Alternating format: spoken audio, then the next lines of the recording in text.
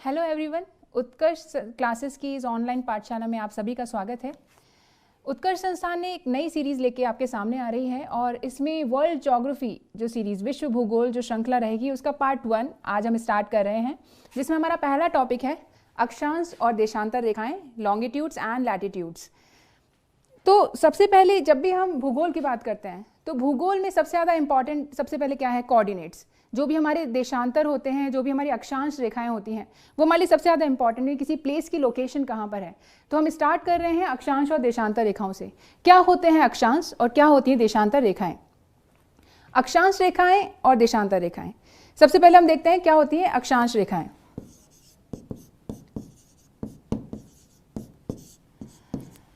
अक्षांश रेखाएं वो रेखाएं होती हैं जो बेसिकली, अगर हम बात करें पृथ्वी का केंद्र है, सपोज ये हमारी पृथ्वी है, अर्थ है और इसका केंद्र है।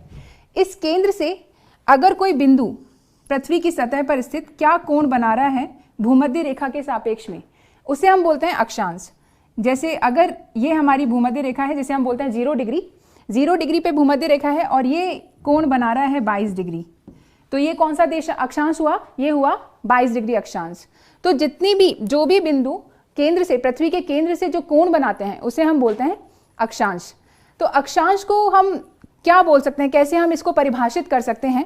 क्या है अक्षांश रेखाएं? अगर आपकी परीक्षाओं में 15 शब्दों में या 50 शब्दों में ये प्रश्न आ जाता है तो आप इसको कैसे डील करेंगे, तो वो हम देखते हैं।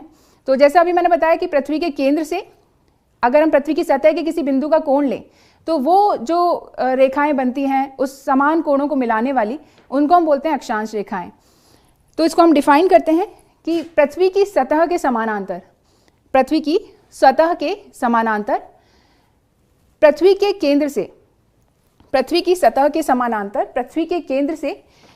की सतह पर स्थित किसी बिंदु को मिलाने वाली के समान कोण की रेखाएं क्या कहलाती हैं? आपके अक्षांश।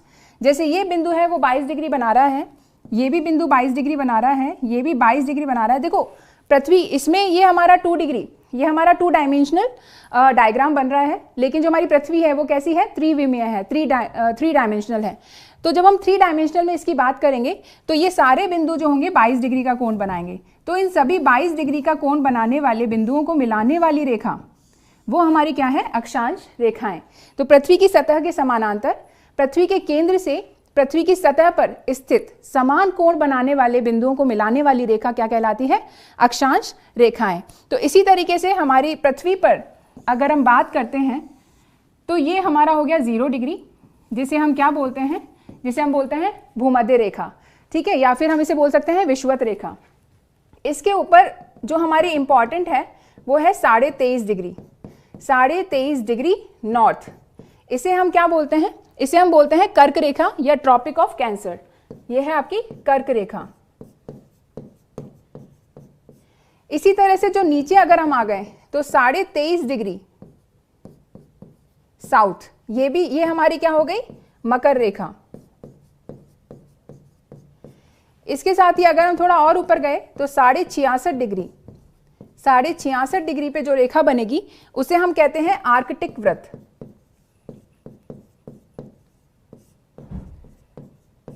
और अगर हम दक्षिण में आ जाएं, दक्षिण में भी 66.5 डिग्री साउथ, यहां पर जो आपकी रेखाएं बनेंगी उसे हम बोलेंगे अंटार्कटिक वृत्त। आप सभी को पता होगा अंटार्कटिका कहां पर है? अंटार्कटिका आपके दक्षिण में है, आपकी पृथ्वी पर, तो इसी वजह से इसको अंटार्कटिक वृत्त। और आर्कटिक सागर कहां पर है? वो नॉर्थ में है, तो इसलिए आर्कटिक वृत्त। और ये हमारा 90 डिग्री, तो ये हमारा हो गया उत्तरी ध्रुव और ये हमारा हो गया दक्षिणी ध्रुव। तो ये हमारी इंपॉर्टेंट अक्षांश है, पर इसका मतलब ये बिल्कुल भी नहीं है कि सिर्फ इतने ही अक्षांश हैं। अगर हम बात करें हर एक डिग्री पर हमें एक अक्षांश मिलता है, 1 degree, 2 degree, 3 degree, 4 degree, 5 degree, इस तरह से 90 डिग्री तक हम जा सकते हैं। वो सारे हमारे अक्षांश होते हैं। तो अगर हम बात करें तो हमारी पृथ्वी पर कितने अक्षांश हो गए? ये आपका 0 डिग्री से अगर आप नॉर्थ में जाएंगे तो 1 2 3 ऐसे करते करते जब आप 90 तक पहुंचे, ऐसे ही साउथ में अगर आप जाएंगे दक्षिण में तो 1 से लेकर 90 तक आप पहुंचे, एंड सो ऑन। तो इस तरीके से अगर हम टोटल अक्षांशों की बात करें तो कितने हुए? अक्षांश हुए हमारे 1 से 90 लेकर कितने हुए? 90। ऊपर भी 1 से लेकर 90 तक 90 और एक 0 डिग्री, तो यानी टोटल 181, 181 ये हमारे होते हैं टोटल अक्षांश। और अगर हम बात करें अक्षांश रेखाओं की, क्या होते हैं हमारे अक्षांश रेखाएं? तो अक्षांश रेखाओं की अगर हम बात करें तो अगर हम 90 डिग्री पर चले गए तो 90 डिग्री पर हमें कोई अक्षांश रेखा नहीं प्राप्त होती, हमें क्या प्राप्त होता है? एक बिंदु। ठीक है, तो उसे हम रेखा नहीं बोल सकते। तो अगर आपके एग्जाम में क्वेश्चन आता है कितनी अक्षांश रेखाएं होती हैं, तो आप 90 डिग्री को हटा देंगे इसमें से, तो कितने बचे? -2 करने पर 179, 179। तो 179 आपकी होती है अक्षांश रेखाएं या अक्षांश वृत्त। और अगर हम बात करें अक्षांशों की तो वो होते हैं आपके टोटल 181 या 181। तो ये आपको अक्षांश पूरा समझ में आया। क्या होता है अक्षांश? कि पृथ्वी की सतह के समानांतर पृथ्वी की सतह के समानांतर पृथ्वी के केंद्र से समान कोण बनाने वाले बिंदुओं को मिलाने वाली रेखा क्या कहलाती है? अक्षांश रेखा कहलाती है। मेरे हिसाब से अक्षांश आपको समझ में आ गए होंगे। अब हम अगला टॉपिक लेते हैं, वो है आपका देशांतर्स।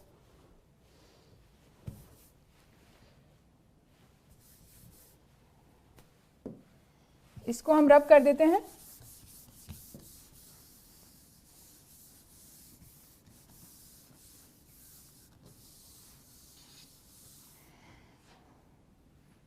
अब हम देखते हैं देशांतर क्या होते हैं। जिस प्रकार से अक्षांश होते हैं उसी प्रकार से होते हैं आपके देशांतर, या जिनको हम बोलते हैं लॉन्गिट्यूड्स। अब देशांतर क्या होते हैं? ठीक है, ये आपकी पृथ्वी है। अभी हमने देखा 90 डिग्री पर उत्तरी ध्रुव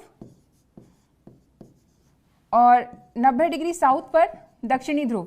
इन दोनों ध्रुवों, उत्तरी ध्रुव और दक्षिणी ध्रुव को मिलाने वाली जो रेखाएं होती हैं वो क्या कहलाती हैं? आपकी देशांतर रेखाएं। इस तरीके से पूरी पृथ्वी पर ये एक जाल बिछा हुआ है, तो इनको हम बोलते हैं देशांतर रेखाएं। और ये बेसिकली क्या होती हैं? ये आपके जो अक्षांश होते हैं उनके क्या होती हैं?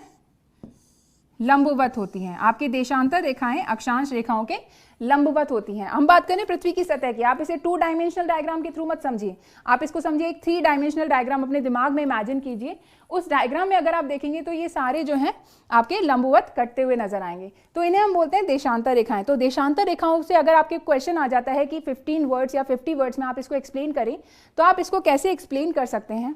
तो हम ये देखते हैं कि 15 अगर वर्ड्स में क्वेश्चन आ जाए तो आपके आएगी परिभाषा। ठीक है, और उस परिभाषा में आप क्या लिख सकते हैं कि देशांतर रेखाएं क्या होती हैं? पृथ्वी की सतह के समानांतर।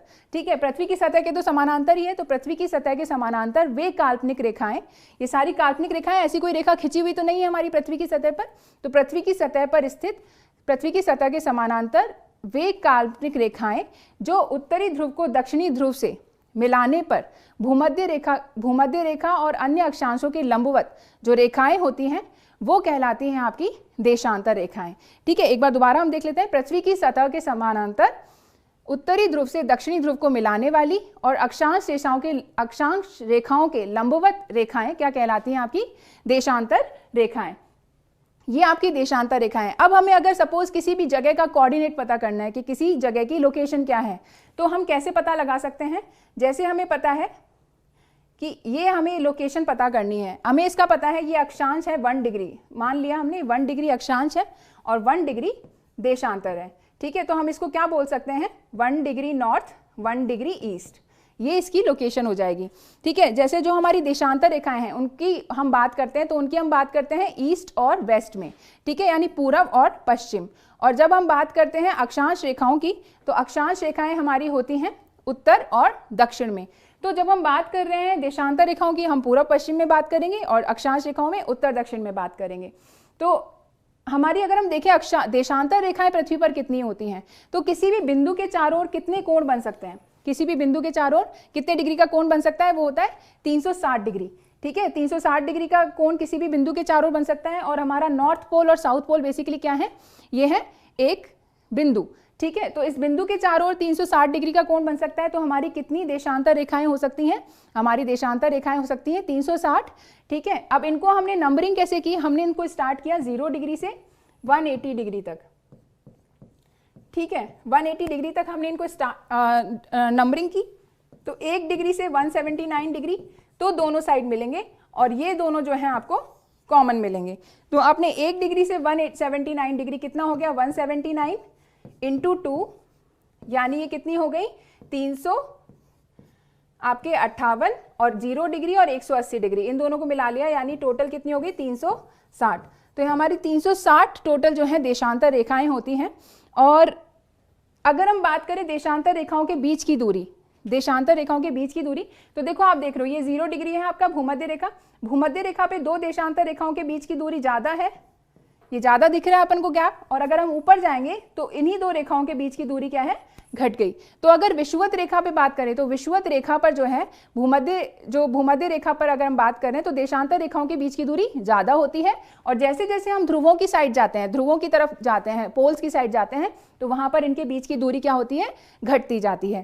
ठीक है, तो ये आपको समझ में आया। और अगर इसी तरह हम बात करें दो अक्षांशों के बीच की दूरी, तो ये भी घटती बढ़ती रहती है, लेकिन हमने इसका औसत ले रखा है लगभग 111 किलोमीटर। तो अगर हम इसको देखें तो हम देख सकते हैं कि एक हमारा फॉर्मूला बना लेते हैं हम,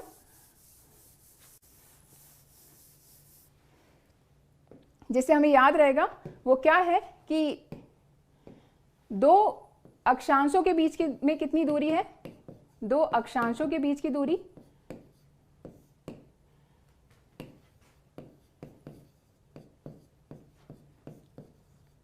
बीच की औसत दूरी हम बात कर रहे हैं, क्योंकि भूमध्य रेखा पर देखो दूरी ज्यादा होगी, और अगर हम बात करेंगे ध्रुवों पर तो दूरी थोड़ी कम होगी। तो अगर हम इसकी बात करें तो ये कितना होता है 111 किलोमीटर।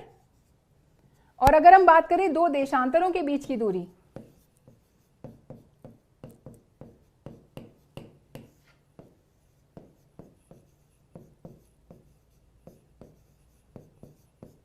ठीक है, तो अगर हम बात करेंगे अगर हम इसमें बात करेंगे विषुवत रेखा पर तो ज्यादा होगी, विषुवत रेखा पर जनरली होगी ये, विषुवत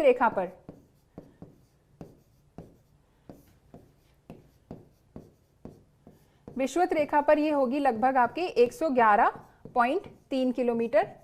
और ध्रुवों की साइड जाएंगे तो ध्रुवों पर 90 डिग्री पर कितनी होगी, अगर हम बात करें ध्रुवों पर, तो ध्रुवों पर तो कितनी हो जाएगी, ध्रुव क्या है आपके, ध्रुव है बिंदु या पॉइंट जैसे हैं, तो ध्रुवों पर कितनी हो जाएगी 0 किलोमीटर। ठीक है, ये हो गई 111.3 किलोमीटर और ध्रुवों पर हो गई आपकी 0 किलोमीटर। अगर हम बात करें 45 डिग्री की, ठीक है, अगर हम 45 डिग्री अक्षांश के आसपास बात करें तो उस अक्षांशों पर देशांतर रेखा की 45 डिग्री अक्षांश पर, ये आपका था ध्रुवों पर, और 45 डिग्री अक्षांश पर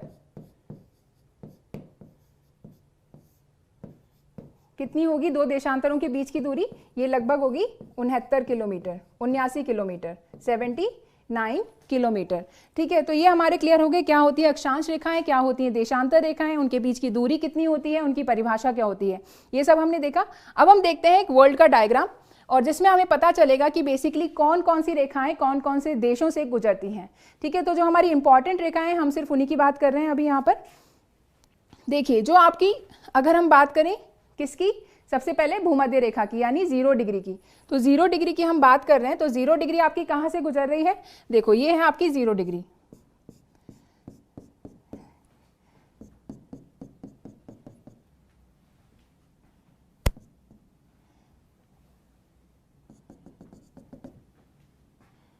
ठीक है। तो 0 डिग्री जो है वो आपके किन किन देशों से गुजरती है, सबसे पहले 0 डिग्री आपकी गुजरती है अगर हम बात करें साउथ अमेरिका की। ठीक है, तो साउथ अमेरिका में जो आपकी ये किससे गुजर रही है, इक्वेडोर से, कोलंबिया से और ब्राज़ील से, इन दो से गुजर रही है, इक्वेडोर, कोलंबिया और ब्राज़ील। तो इन 3 कंट्री जो है साउथ अमेरिका की, इक्वेडोर, कोलंबिया और ब्राज़ील, इन 3 देशों से जो है गुजरती है।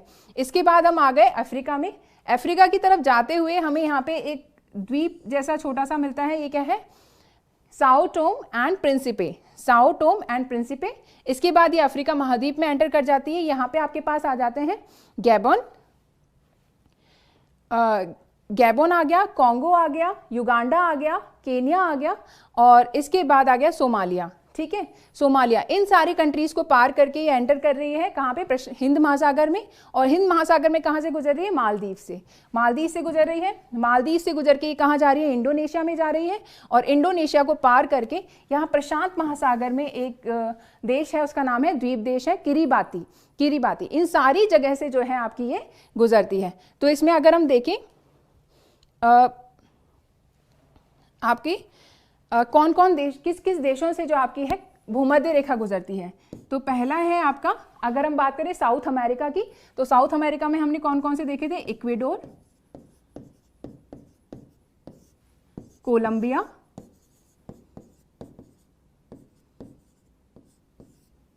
कोलंबिया, थर्ड नंबर पे ब्राजील, इन 3 देशों से गुजरती है। इसके बाद ये चल जाती है अफ्रीका में। अफ्रीका में कहां कहां से गुजरती है, आपके Sao Tomé and Principe, Sao Tomé एवं प्रिंसिपे,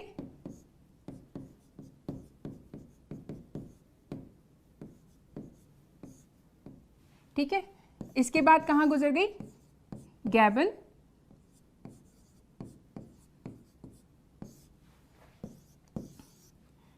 कॉन्गो,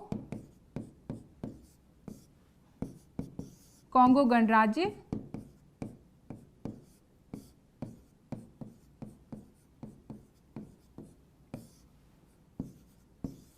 युगांडा, केन्या,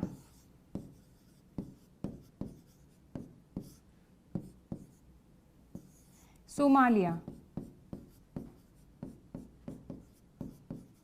इन सारे देशों से गुजर रही है। इसके बाद जा रही है हिंद महासागर में। हिंद महासागर में कहां से गुजर रही है, मालदीव, मालदीव के बाद गुजर रही है आपकी अगर हम बात करें तो मालदीव के बाद ये कहां गुजर रही है, आपके इंडोनेशिया,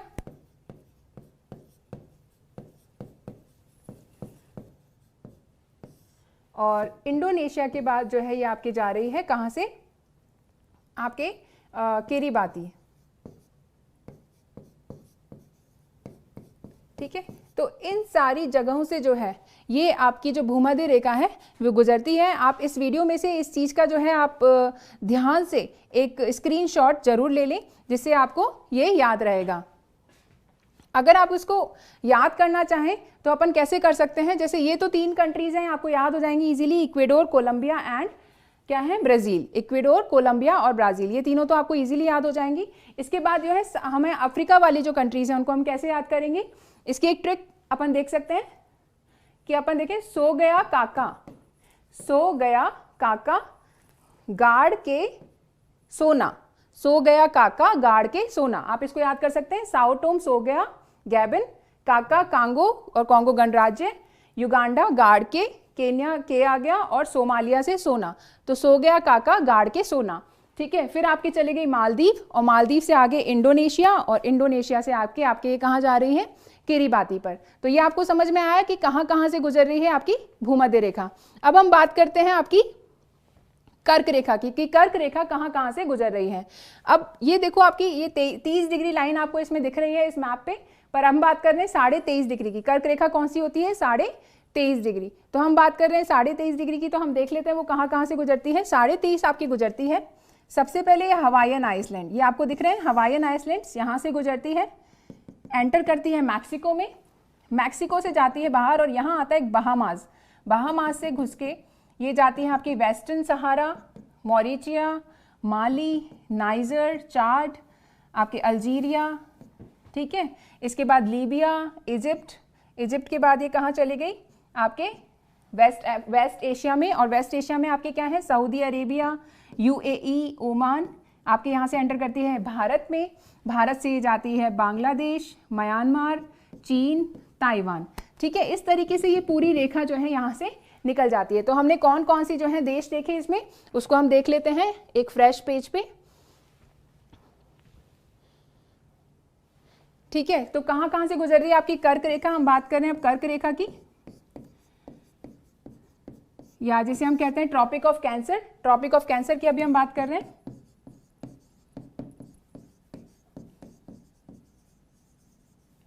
तो ये कहाँ से गुजरी? सबसे पहले हमने स्टार्ट किया था मैक्सिको के पास से, कहाँ से? हवाई द्वीपों से। तो पहला हमने लिखा हवाई द्वीप, फिर ये एंटर कर गई मैक्सिको में, मैक्सिको के बाद ये कहाँ चली गई? आपके बहामास। ठीक है, अब इसके बाद ये एंटर कर रही है कहाँ पर? आपके अफ्रीका में। अफ्रीका में आपके क्या क्या है? सबसे पहले आ गई पश्चिमी सहारा, वेस्ट सहारा। पश्चिमी सहारा के बाद ये आपके गई मॉरिटानिया या मॉरितानिया जिसको हम बोलते हैं। फिर कहाँ गई आपके? माली, अल्जीरिया, नाइजर,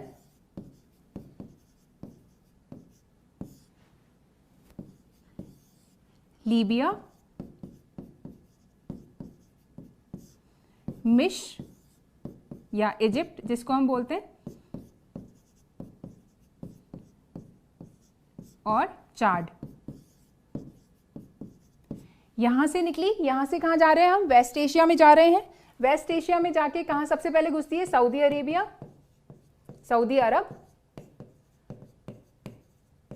इसके बाद कहां गई आपकी? सऊदी अरब से यूएई, संयुक्त अरब अमीरात, और 14 आपके कौन से? ओमान से, ओमान से जाएगी।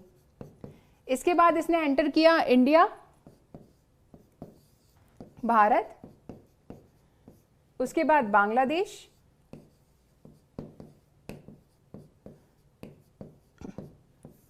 म्यांमार, म्यांमार से गई है चीन, और चीन से गया ताइवान। ठीक है, इन सारी कंट्रीज से जो है आपकी कौन गुजरती है? कर्क रेखा गुजरती है। देखो आपको ये तीन तो आराम से याद हो जाएंगे, हवाई द्वीप, मैक्सिको और बहामास। अगर हम बात करें ये अफ्रीका वाली, तो इनको हमें थोड़ा याद करने में दिक्कत हो सकती है, तो इसकी हम ट्रिक याद कर लेते हैं। ट्रिक क्या है? पश्चिमी सहारा में मारिया ने माली के जरिए नाई से ली मीठी चाट। ठीक है, क्या? पश्चिमी सहारा में मारिया ने माली के जरिए ली, मारी के जरिए नाई से ली मीठी चाट। तो पश्चिमी सहारा, मारिया, मारितानिया, माली, अल्जीरिया, नाइजर, लीबिया, मिस्र और चाड। पश्चिमी सहारा में मारिया ने माली के जरिए नाई से ली मीठी चाट। इसके बाद हम आ गए यहाँ पे, आपको याद हो जाएंगे 3 कंट्री हैं वेस्ट एशिया की, कौन कौन सी है? सऊदी अरब, यूएई और ओमान। और भारत तो हमें पता ही है, कर्क रेखा कहाँ से? हमारे राजस्थान से भी गुजरती है। 2 जिले हमारे टच करते हैं, बांसवाड़ा और डूंगरपुर, तो हमारे लिए बहुत इंपॉर्टेंट है। इसके बाद बांग्लादेश, म्यांमार और चीन और ताइवान, इन कंट्री से जो है हमारी कर्क रेखा गुजरती है। इसके बाद हम देख लेते हैं एक बार हमारी मकर रेखा। ठीक है, मकर रेखा कौन सी है? मकर रेखा ट्रॉपिक ऑफ कैप्रिकॉर्न जो होती है वो क्या होती है? 23.5 डिग्री साउथ, 23.5 डिग्री दक्षिण। तो 23.5 डिग्री दक्षिण की हम बात कर रहे हैं, तो वो यहाँ से ये 30 डिग्री दिख रही है, इससे थोड़ा ऊपर होगी। तो यहाँ से जब हम गुजरते हैं तो यहाँ पे आपको दिख रहा है सबसे पहले फ्रेंच पॉलिनेशिया। तो फ्रेंच पॉलिनेशिया जो है मकर रेखा गुजरती है। उसके बाद ये एंटर कर जाती है साउथ अमेरिका में। वहाँ पे कहाँ से जा रही है? आपकी चिली, अर्जेंटीना, पराग्वे, ब्राज़ील, और यहाँ से गुजर के ये बाहर निकल जाती है। बाहर निकल के ये एंटर करती है आपके अफ्रीका में। अफ्रीका में कहाँ जा रही है? आपके Namibia, Botswana, south Africa, Mozambique और मेडागास्कर। ठीक है, यहाँ से निकल के जब हम घुस रहे हैं तो अब हम कहाँ जा रहे हैं? इंडियन ओशियन से होते हुए ऑस्ट्रेलिया पहुँच गए। और ऑस्ट्रेलिया जब हम पार करते हैं तो यहाँ प्रशांत महासागर में एक द्वीप है जिसका नाम है टोंगा। ठीक है, तो इन सारी कंट्री से गुजरती है। तो इसको हम देख लेते हैं कौन कौन सी कंट्री से गुजर रही है। ठीक है, तो अब हम बात कर रहे हैं मकर रेखा की। मकर रेखा की हम बात कर रहे हैं। मकर रेखा कहाँ से गुजर रही है? सबसे पहले फ्रेंच पॉलिनेशिया, प्रशांत महासागर में है, और ये फ्रांस के आधिपत्य में है, फ्रेंच पॉलिनेशिया। ठीक है, सबसे पहले यहाँ से गुजरती है। यहाँ से गुजर के ये एंटर कर जाती है साउथ अमेरिका में, दक्षिण अमेरिका में। और दक्षिण अमेरिका में कहाँ से गुजरती है? आपके चिली, अर्जेंटीना,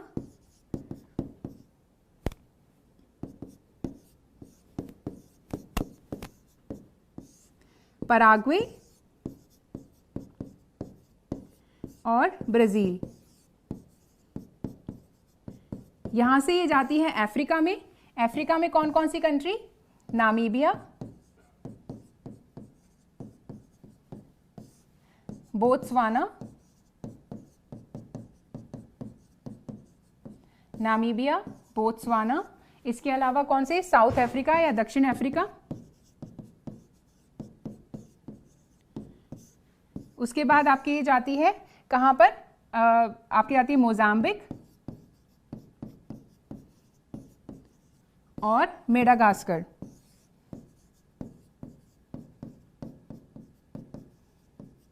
ठीक है, यहां से निकल के ये चली गई कहां पर? इसके बाद ये जाएगी ऑस्ट्रेलिया, और ऑस्ट्रेलिया से निकल के ये जाती है आपके एक टोंगा नाम के द्वीप राष्ट्र पर, टोंगा। तो इन सारी कंट्री से जो है आपकी मकर रेखा गुजरती है। ठीक है, फ्रेंच पॉलिनेशिया कहाँ है? प्रशांत महासागर में है। उसके बाद चिली, अर्जेंटीना, पराग्वे और ब्राजील, ये 4 कंट्रीज जो हैं वो आपकी साउथ अमेरिका की हैं। 5 कंट्री इसमें साउथ अफ्रीका की हैं। कौन कौन सी अफ्रीका की है? नामीबिया, बोत्सवाना, दक्षिण अफ्रीका, मोजाम्बिक और मेडागास्कर। ठीक है, मेडागास्कर बेसिकली एक द्वीप राष्ट्र है अफ्रीका के पास। इसके बाद हमारा ऑस्ट्रेलिया एंड टोंगा। तो ये इस तरीके से हमने देखा कि तीनों जो हमारी अक्षांश रेखाएं जो इंपॉर्टेंट हैं, भूमध्य रेखा, आपकी मकर रेखा और कर्क रेखा, ये तीनों किन किन देशों से गुजरती हैं और जिससे इंपॉर्टेंट क्वेश्चन आपके बनते हैं। तो ये आप प्लीज याद कीजिए। इसके बाद जो है हम अगली चीज जो हम देख रहे हैं वो क्या है? हमारी देशांतर रेखा। तो हमारी जो देशांतर रेखा है 0 डिग्री, ठीक है, जिसके थ्रू हमारा जो है टाइम डिसाइड होता है। ठीक है, हमारा टाइम जो डिसाइड होता है, जैसे हम ग्रीनविच रेखा कहते हैं, इंटरनेशनल टाइम लाइन। ठीक है, वो कहाँ से, वो कौन सी रेखा है? वो है आपकी, इसको हम पूरा रब कर देते हैं।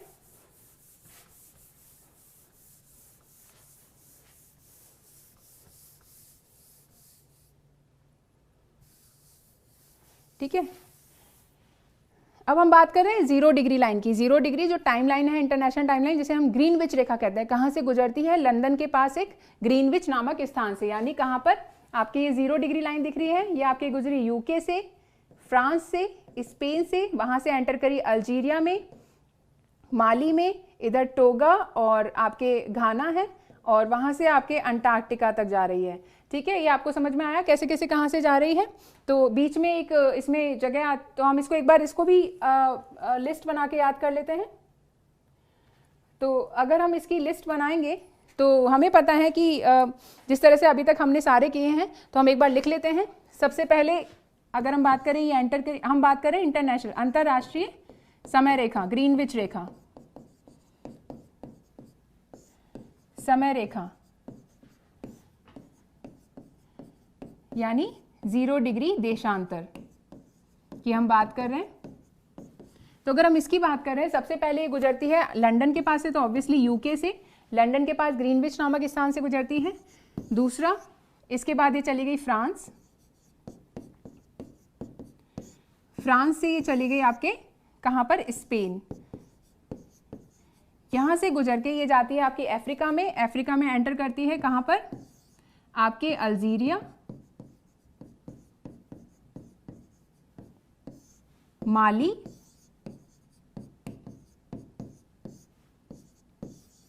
टोगा या टोगो नाम है इसका, टोगो, आपका इसके बाद इसमें घाना,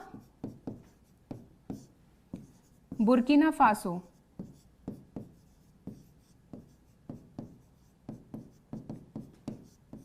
और यहां से निकल के ये चल जाती है आपके कहां पर? अंटार्कटिका में। ठीक है,